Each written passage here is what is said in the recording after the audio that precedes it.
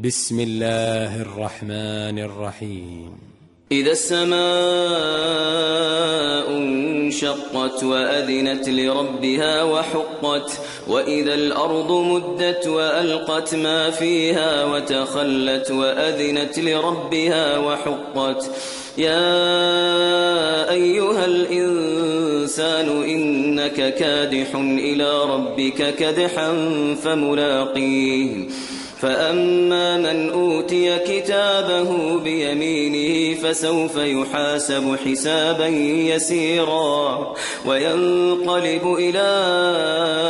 أهله مسرورا وأما من أوتي كتابه وراء ظهره فسوف يدعو ثبورا ويصلى سعيرا إنه كان في أهله مسرورا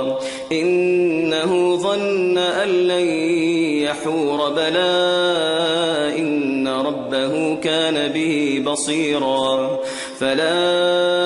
أقسم بالشفق والليل وما وسق والقمر إذا اتسق لتركبن طبقا عن